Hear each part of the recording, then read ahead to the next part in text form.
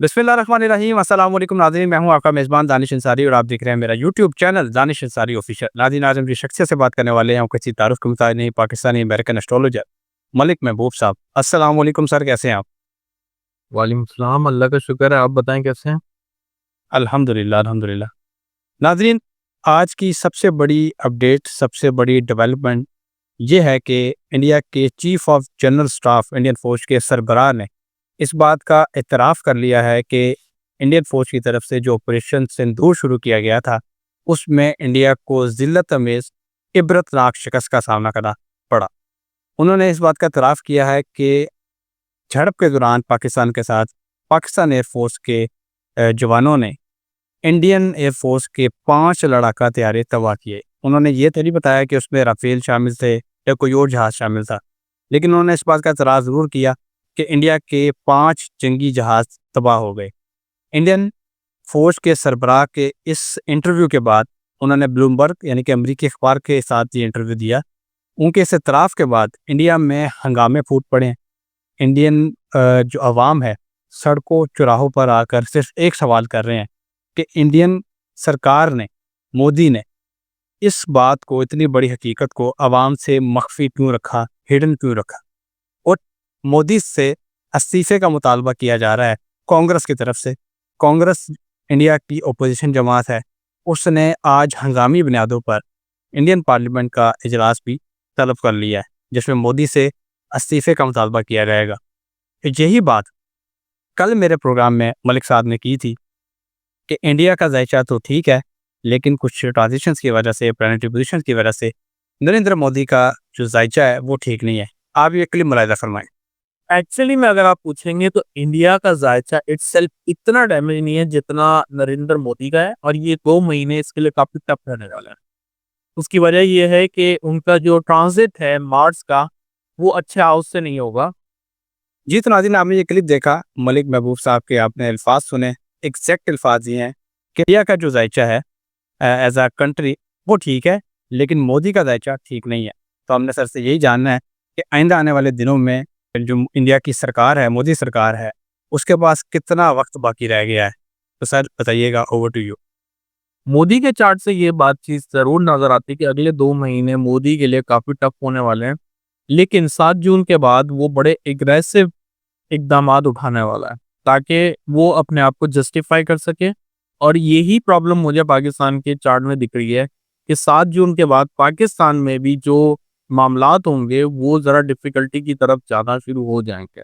अल्लाह करे ऐसा ना हो, लेकिन ये बहुत क्लियरली नज़र आ रहा है एज़ पर द चार्ट कि 7 जून के बाद पाकिस्तान के अंदर मामलात थोड़े डिफ़िकल्ट सिचुएशन में जाते हुए नज़र आएंगे आपको। तो मोदी ऐसे इकदाम उठाएगा जिसकी वजह से पाकिस्तान को खुदा ना खास्ता कोई मसले मसाइल का सामना करना पड़े। तो एक बात तो ये हो गई। अब पाकिस्तान के ज़ायचे में आते हैं जिसके ऊपर मैंने काम किया हुआ और मैं करना भी चाहता हूँ। तो पाकिस्तान के ज़ायचे में ये 2 महीने जो हैं, मैंने बहुत दफ़ा आपके वीलॉग में बताया है, काफ़ी मल्टीपल इश्यूज़ से मिलता-जुलता नज़र आएगा आपको। जिसमें एक तो वबाई अमराज़ होंगे, और पाकिस्तान में जो वेदर होगा वो बड़े अनप्रेडिक्टेबल लेवल्स पर जाएगा। जिसमें मुझे ज़्यादा ये दिखता है कि गर्मी की शिद्दत जो है एक एक्सट्रीम लेवल पे होगी, और शायद पुराने रिकॉर्ड्स टूटेंगे आराम से। मतलब ये जो साइन में ट्रांजिट हो रहा है मार्स केतु, 36 साल बाद हो रहा है। लास्ट साइन ये इसी साइन में मार्स और केतु का जब कंजंक्शन हुआ था वो 1989 में हुआ था। तो जो टेम्परेचर हैं वो एक्सट्रीम लेवल पे जाके अपने रिकॉर्ड तोड़ेंगे। तो मुझे ऐसा लगता है कि जो लेवल ऑफ टेम्परेचर है वो भी आउट ऑफ कंट्रोल होगा, लेवल ऑफ कह सकते हैं सियासत का वो भी आउट ऑफ कंट्रोल होने वाला है। तो काफ़ी मामलात जो हैं आउट ऑफ कंट्रोल होते हुए आपको इस महीने में नज़र आएँगे। मलिक साहब, आपने अभी बात की कि आइंदा आने वाली जो 2 महीने हैं पाकिस्तान के, उसके जायचे में हमें मौसमियाती तब्दीली नज़र आ रही है। मैं अपने स्क्रीनशॉट पर ऑडियंस को एक खबर दिखाना चाहता हूँ। NDMA, national disaster management authority, उसने आज एक खबर जारी की है, जिसमें ये बताया कि ये है, आप स्क्रीनशॉट्स देख सकते हैं। उसमें ये कहा गया है कि आइंदा आने वाले जो 2 महीने हैं, जून और जुलाई के, उसमें गर्मी, तूफ़ान, सैलाब, इस सब के पिछले सारे रिकॉर्ड टूट सकते हैं, तो लोग तैयारी रखें। मलिक साहब ने अभी जो बात कर रहे थे, میں نے یہ خبر ان سے پہلے ڈسکس نہیں کی، ملک صاحب نے بات کیا تو میں خبر پہلے پڑھ رہا تھا تو میں نے آپ کو بتا دیا. بہرحال ہم اپنے ٹاپک کی طرف آتے ہیں جو بڑا امپورٹنٹ ہے، اور وہ یہ ہے کہ آپریشن شیلڈ کا آغاز میں نے پچھلے پروگرام میں بتایا تھا کہ 30 مئی کو انڈیا کی طرف سے آپریشن شیلڈ کا آغاز کیا گیا.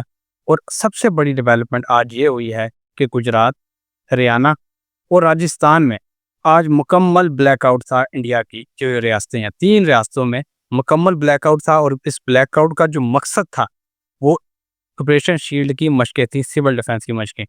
انڈیا کے جو وزیر خارجہ ہیں انہوں نے اشارتاً یہ بات کی ہے کہ امریکہ اب پیچھے ہٹ جائے، اب پاکستان کے خلاف کوئی بھی کارروائی ہوگی وہ ہم کریں گے. آپ اس خبر کا اسکرین شاٹ بھی دیکھ سکتے ہیں. ملک صاحب، جو یہ ڈرلز ہو رہی ہیں انڈیا میں، سول ڈیفنس کی ڈرلز بھی ہو رہی ہیں، فوجی مشقیں بھی ہو رہی ہیں، آپ نے پچھلے پروگرام میں بتایا تھا کہ کچھ انہونا ہو سکتا ہے. تو سر آپ کس طرف جاتے دیکھ رہے ہیں حالات؟ سر اللہ کرے جو میں بول رہا ہوں وہ نہ ہو، کیونکہ معاملات مجھے ذرا خراب ہوتے ہوئے نظر آ رہے ہیں. کیونکہ جو پلانٹری کمبینیشن ہے میں تو وہ ریڈ کرتا ہوں، اور جیسے آپ نے کہا کہ میں نے نیوز نہیں پڑھی ہے، اور واقعی میرے پاس اتنا ٹائم نہیں ہوتا کہ میں اسپیسیفکلی یہ پاکستان کی نیوز پڑھوں کہ وہ کیا دے رہے ہیں. اور جو مجھے اس وقت پلانٹ بتا رہے ہیں وہ یہ دکھ رہا ہے بہت کلیئرلی کہ آنے والا ٹائم جو ہے پاکستان پہ اللہ نہ کرے ڈیفیکلٹ سچویشن لے کر آ رہا ہے. اس میں نے جیسے آپ کو بتایا موسمیات تو ہیں. ایک اور ٹاپک میں اس میں اس وقت ایڈ آن کروں گا، یہ جو سیاست کا ٹاپک ہے جو میں نے ابھی پہلے بھی بتایا آپ کو، یہ بہت زیادہ شدت اختیار کرے گا پی ٹی آئی کی طرف سے. تو آپ کو بھی سب بہت کلیئر نظر آ گیا ہے کہ پی ٹی آئی کی جو پارٹیز ہیں اس کے اندر چھانٹی بازی ہونا شروع ہو گئے ہیں. اور جو ابھی ایک نیوز آئی ہے کہ عمران خان جو ہے شاید خود اس کو لیڈ کریں گے. اور تو یہ لگتا مشکل ہے کہ عمران خان کیسے لیڈ کر سکتے ہیں، کیونکہ ایسی باتیں ہوئیں تو وہ تو ظاہر ہے آپ کو پتا ریسٹرکشن لگ جائیں گی. لیکن ایسٹرولوجیکلی میں نے آپ کو پچھلے مہینے سے بولتا آ رہا تھا پی ٹی آئی کا گراف مجھے ڈاؤن دکھتا ہے، لیکن عمران خان کو فیورز ملتی ہوئی طے ہیں. یہ ایسٹرولوجیکلی بیسس پہ ہی میں آپ کو بتا رہا تھا. لیکن وہ جب آپ سنتے ہوں گے تو شاید آپ کو لگ رہا ہوگا یار یہ کیسے پاسبل ہے، پی ٹی آئی نیچے جا رہی ہے، عمران خان اوپر جا رہا ہے. تو اب میرے خیال سے یہ چیزوں کا ٹائم آ چکا ہے کہ یہ آپ کو بہت کلیئرلی آنے والے دنوں میں نظر آئیں گی کہ P T I definitely crisis میں ہے، لیکن عمران خان باؤنس بیک کر رہے ہیں، اور وہ کچھ ایسے اقدام اٹھا رہے ہیں جو نہ کبھی پہلے آپ نے ان سے سنے تھے اور نہ ہی کسی نے سوچے ہوں گے کہ عمران خان ایسے بھی کر سکتا ہے.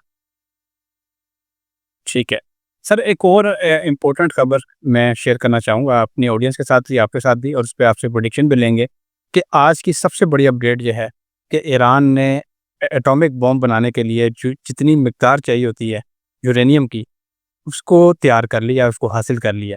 اور آج ہی اسرائیل کے وزارت خارجہ کی طرف سے ایران کو وارننگ جاری کی گئی ہے کہ اگر انہوں نے اپنے ایٹامک پروگرام پہ کام نہیں روکا تو اس کو سخت نتائج بھگتنے پڑیں گے.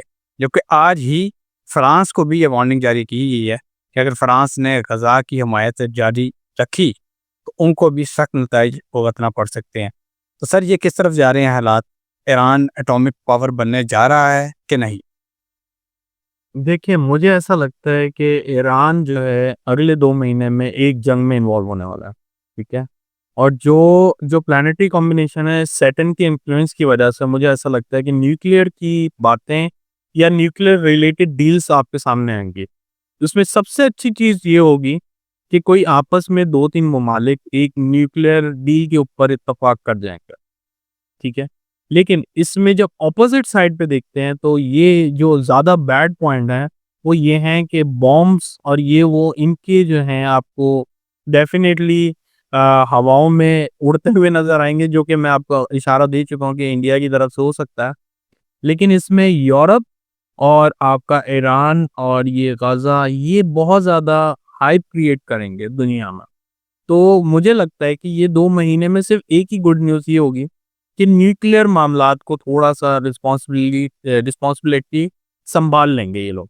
لیکن اگر آپ یہ دوسرے معاملات کو دیکھیں گے تو وہ بہت بگڑتے جائیں گے، اور جنگوں کا ڈیفینیٹلی میں نے آپ کو بتایا کہ جنگیں ہوں گی، میزائل وغیرہ اب تو یہ نارمل ہو جائیں گے، کیونکہ یہ پلانٹ کی ٹرانزیشن ایسی ہو رہی ہے جس ہاؤس سے ہو رہی ہے. یہ سب چیزیں یہی چیز آپ کو بہت کلیئرلی انڈیکیٹ کرتی ہیں کسی بھی ذائچے کے اندر. آپ کا اختتام اس امید کے ساتھ کریں گے کہ پاکستانیوں کے لیے ہر آنے والا دن اچھا ہو، پاکستان کی معیشت ترقی کرے، استحکام آئے۔ انشاءاللہ نیکسٹ پروگرام میں ایسے ہی انٹرسٹنگ ٹاپک کے ساتھ دوبارہ پیش ہوں گے۔ اگلی ویڈیو تک کے لیے مجھے اور ملک محبوب صاحب کو اجازت دیجیے۔ اللہ حافظ۔